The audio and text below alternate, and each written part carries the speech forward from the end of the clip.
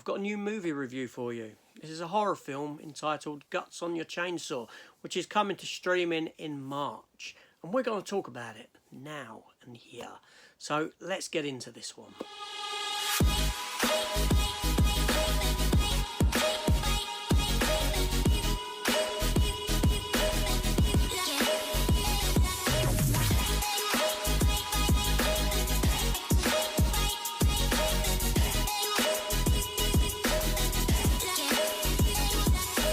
Welcome back to the channel, everyone, and welcome to this review here for this movie. Now, I was contacted by Ryan Cavaline. Now, I really hope I'm saying that name properly. If I'm not and I'm butchering it, I certainly am sorry.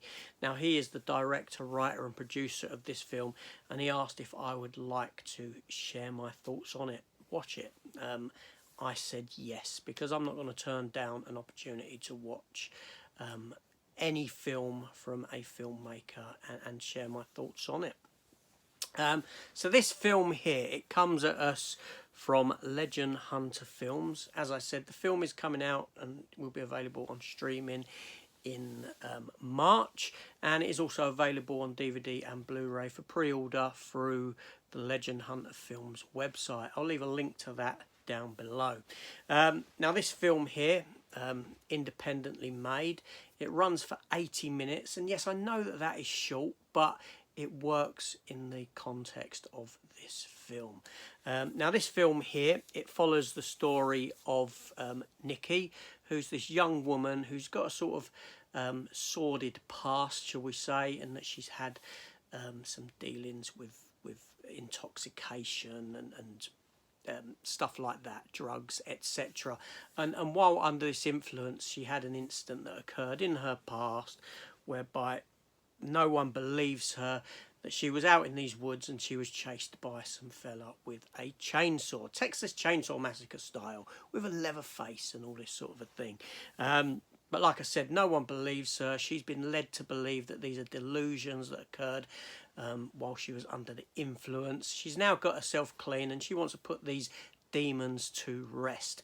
So she ventures back out into the backwoods of Pennsylvania where this occurred, to finally bury these demons, so to speak. And she goes on this journey that takes her into the heart of the wilderness, exploring her inner self, meeting up with a few individuals on the way, and finally facing her demons in whatever form they may appear, for want of a better. So without going into too much detail in the film, now, like I said, this film here runs for 80 minutes, so it is a rather short film, but it is compact in its storytelling. It doesn't need to be any longer than what it is. Now, this film here has been made on an extremely low budget, and it in certain scenes it shows, and in others it doesn't. It's kind of very divisive in that sense for me. Nikki Carlson, who plays Nova, the main character, she was strong in her role. There's elements of the film where her acting is rather strong, and then other elements where probably not so much, but she's got potential as an actress and she looks the part. I think she's when she gets to play off of someone, there's a part in the film where she meets up with another individual by the name of Chris, played by Eddie Benovich, and these scenes here, they have wonderful chemistry together and they are beautifully filmed. Now, the film itself is all shot out on location in the wilderness and it looks fabulous for it. There's some fantastic use of camera angles. It isn't a boring film to look at in the sense of the way that it is filmed whatsoever. It is very interesting and it's very dynamic in what it does with the use of the camera. It's got some fantastic location shots. Some of it looks beautiful. You know, it makes that wilderness look really, really nice.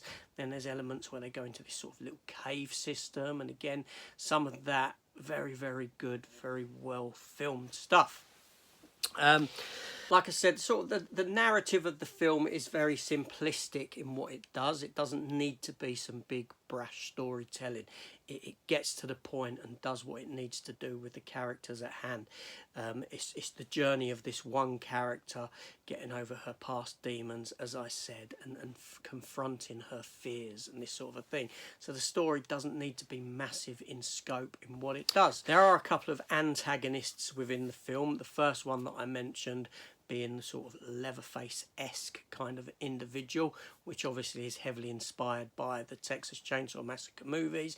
And then there's another one, a fella that wears this sort of blue boiler suit. He wears a gas mask under it, covered by a Hessian sack, kind of a mask. And that character there, the visual of that character, the aesthetic of him was intriguing. Very intriguing, so much so that I felt that you're onto something here. You've got a character there that I could actually imagine turn into a lot of horror figurine. It had that look to him. A lot of thought went into the design of that character, and the I don't want to keep calling him the Texas Chainsaw Massacre character, but the kind of Leatherface-esque kind of individual. The soundtrack for the film, or the music used within, is very emotive. It works for the scenes that it needs to. When there's tense scenes, it works for that. It works for the softer scenes, like when she's in the woods with this Chris fella and they're sort of connecting.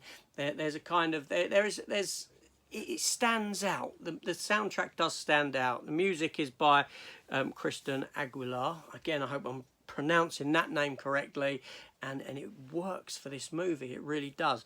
Now, like I said, I go back, I say this is a cheap film. It is a very, very cheap film. It does show in certain parts, but the directing is fantastic. I will say that Ryan Cavallini is probably someone whose career needs to take off somewhat, needs to maybe move on to bigger things, being given bigger budget to do what he does, because there's something in there to shine with him, and the writing as well. There's some very good moments on display in this film. The film has a sort of third act twist almost, in that when we do get into that third act, things kind of change, and I feel that the character of Nova went through this change in that she almost became a Tomb Raider-esque, especially visually, kind of a character. And the film ends on it ends open-ended, very much open-ended, with the potential of there being a future sequel. Now, I like the way the ending came about, in that it sort of harked back to stuff that we saw at the beginning of the film, but then it went a little bit further. And again, I don't want to spoil the mystery and the intrigue of what goes on at the end, but I was thinking, do you know what, I wouldn't mind seeing a follow-up to this movie and see where this character goes and what happens. The film is cleverly intercut with scenes filmed in 8mm, because there's this backstory of people going missing in these woods, because there's these group of individuals that have lived in the woods that are sort of, cannibalistic and all this sort of a thing. And you have these 8mm shots scattered throughout the film of sort of backstories of individuals that went into the woods and never returned, and that helps with the flow and the breaking up of the narrative of the film. So this is a film here that, do you know what, I was very, very surprised in watching it. Now, I'm not a massive horror buff, I'm not a massive horror fan, but this touches upon an element of horror that does something for me.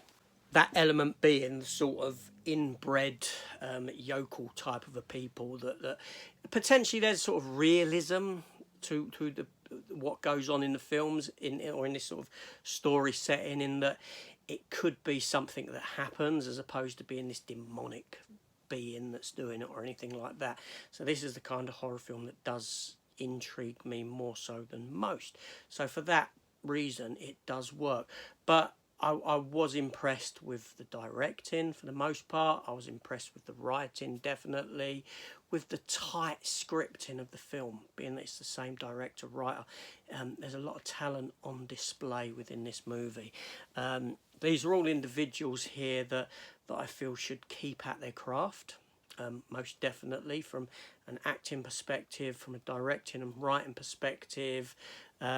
the film does let itself down with some of the sort of special effects, but that's me being finicky and really sort of nitpicky about this movie, because, you know, if I'd made this film, I'd be very proud of myself.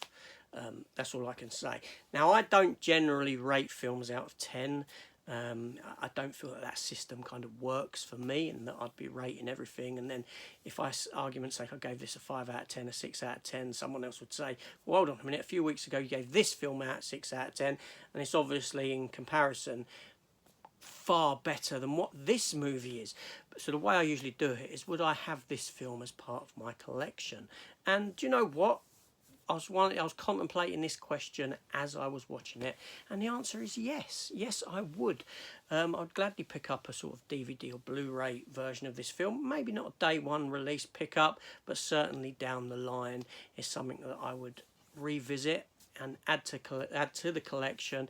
And if a sequel was done, a continuation of this Nova character's story, I would be there to watch it. So what more can I say than that? You know, go into this film, I'd recommend it if you're a horror fan. There's far worse films out there, narratively speaking. Like I said, low budget. It does show at times, but that can't, you know, I can't fault it. That's me nitpicking. It was enjoyable 80 minutes. Far more enjoyable than what I thought it may have been. So there we go. So this is AJ. Thank you for watching. Please consider hitting the subscribe button, leaving a comment down below. I do reply to all comments eventually. And like I said, that information on this film is in the description below. So please, if you get the opportunity, check it out. And then come back and let me know your thoughts. And I'll see you on the next one. Take care all, and goodbye.